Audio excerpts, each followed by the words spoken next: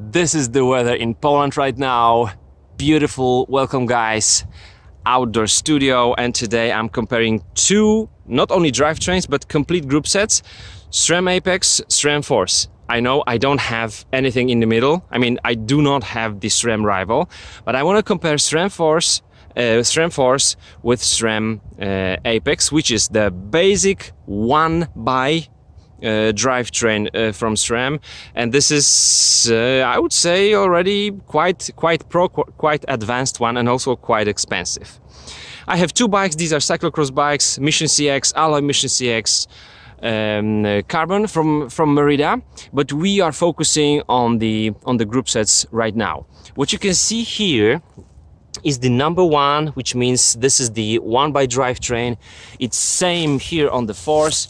You will see number one on the crankset. This is one by drivetrain.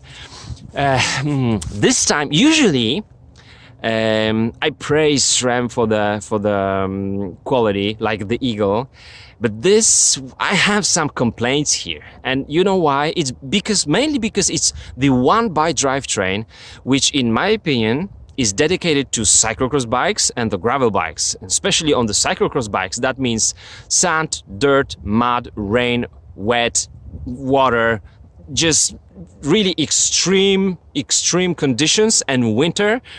And both of these group sets have some weak spots. Let's start with the Apex. So what we've got here, this is the SRAM Apex. This is the braking lever, this is the shifting lever. And here on the left side, we only have braking lever, as we are not using front derailleur here. This is one by drivetrain. The crankset is quite heavy, but not super heavy. It's about 80-90 grams heavier than the Force, which is carbon one. And on SRAM website, they have two cranksets. This one here, which only has some serial number, and also the one with Apex on it. This one doesn't have Apex sign. The Spider is a little bit different, but that's what I got with the Apex here. We've got nice 11-speed cassette. As you can see, nice cutout, so it won't be super heavy. It's robust, that's good. And then we have the rear derailleur. As you can see, SRAM 1. And of course, the brakes are also from SRAM Apex. But let's start with the drivetrain. So we've got narrow white chainring, which is the old type already narrow. It's not even near to the Eagle narrow white pattern, but it has it. I didn't have any problems with the chain slap and the chain drop. No problems here. This bike has well over 1,000 kilometers. This one has about 1,000 kilometers ridden in extreme conditions. And then we go to the rear derailleur. I already made for you the full overhaul, and the pulleys are very low quality. I mean, I would not notice if this was a road bike and I would ride in nice conditions, nice weather, like today. But this bike has been ridden in very wet conditions, sandy, and lots of mud sometimes. There is no seal. I mean, there are no seals here in the pulleys, both the upper and the bottom one. So the tension and the guide pulley, which means if you ride even just in the wet condition, and if you leave the bike without drying the inside of the pulley, so the bushing, it will get rusty, and it will lose the performance, the shifting performance. So this is low quality. It is not made for cyclocross conditions, period. And then there's other weak spot, which is right here. There is the, let's call it the chamber for the spring, which puts the tension on the cage. So it's quite a big spring right there.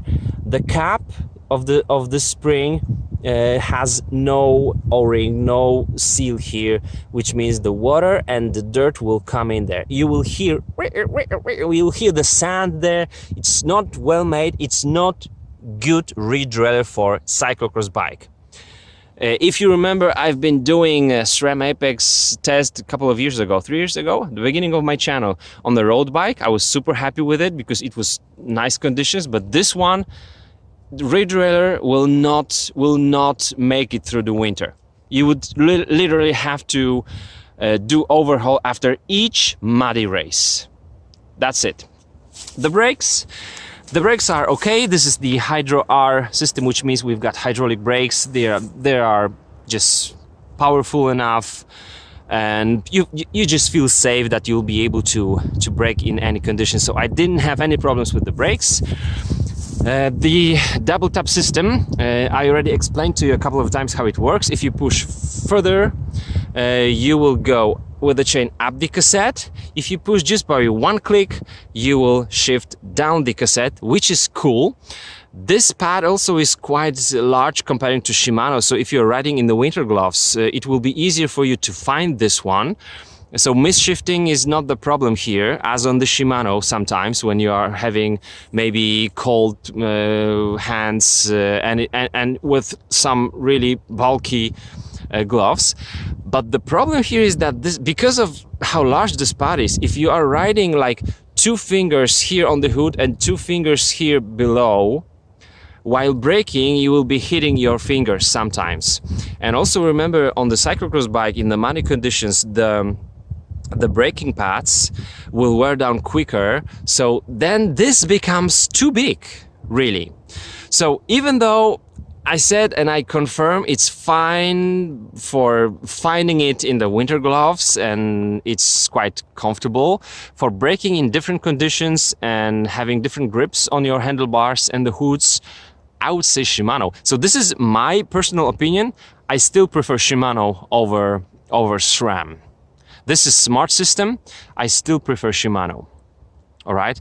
So the brakes, as I said, are quite fine. Nothing bad to say. No squeaking. These are just decent brakes from SRAM Apex. And that's it. Let's go for the Force. SRAM Force doesn't look different. Hydro R system. I would not say that the SRAM Force has more powerful brakes than the SRAM Apex. I just didn't notice the difference. Both are just, you know, reliable and capable in any terrain. This pad, this shifter is similar, although it's a carbon one, so it's lighter one. I'm not sure about this one, whether it's carbon or not. But yes, you will also be able to hit even the handlebars if your braking pads are worn a little bit or considerably. So that's something to bear in mind. The crankset looks nice because it's got carbon arms, so here in the sun you can see beautifully looking carbon. But I would say this is for those who are racing really.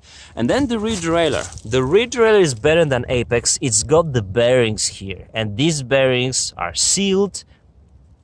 Mucho bueno. Very good. I do like the pulleys. Maybe you could just replace the Apex pulleys with these ones. I wonder how about the Rival? Can you tell me, guys, do Rival rear derailleurs have bushings or bearings? Let me know. Here we've got bearings. Very good in very muddy conditions, but still this place is also a weak spot for this derailleur. You could see that yesterday when I was overhauling the rear derailleur, some mud got into it, which should not be a case. There should be an O-ring here. It's not there. I understand this is a moving part, but still you should have some idea for sealing this one, guys, from SRAM. That's what I would recommend. It's right here. You see this edge here. So that's it. The cassette here is the Shimano, so it's working well with Shimano cassette, and this is of course more for racing and speed.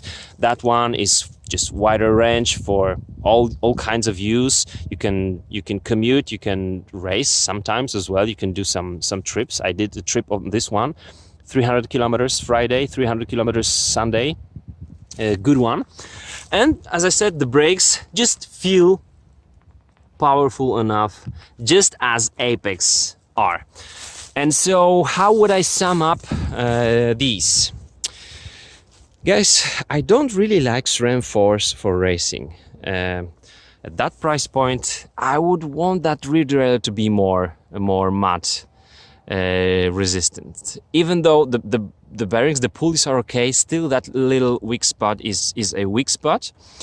And now if you are buying bike on like gravel bike on Apex, or you want to buy Apex 1 by drivetrain for your gravel bike, it will be okay. If you don't ride a lot in the wet conditions, it will be okay. It works fine. It's got the wider, the narrow wide pattern on the chain rings. It's even got a narrow wide pattern on the pulley, on the tension one, the bottom one.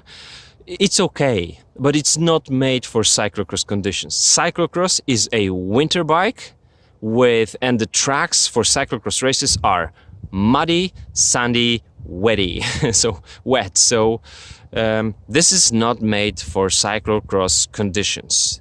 Although this is a cyclocross bike, maybe that would be more of a bike like for commuting and some trips, but still, that was the past in my opinion, because now we have gravel bikes made for this reason.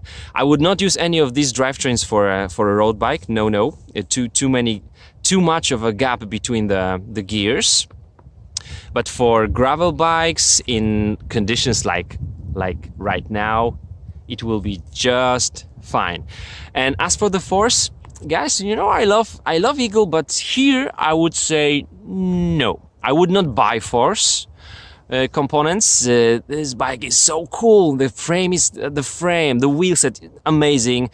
But I think I would love to see what would SRAM Red offer here. I hope there is some difference there, because, you know, on Shimano mountain bike drivetrains, I have no problems even with the Diori rear derailleur on the mat, as I didn't have with the SRAM Eagle rear derailleurs. But here, something is not really made for cyclocross conditions. That's it, guys. Let me know what do you think, and if you have rival, what would be the difference in between those two. See you soon. Bye bye.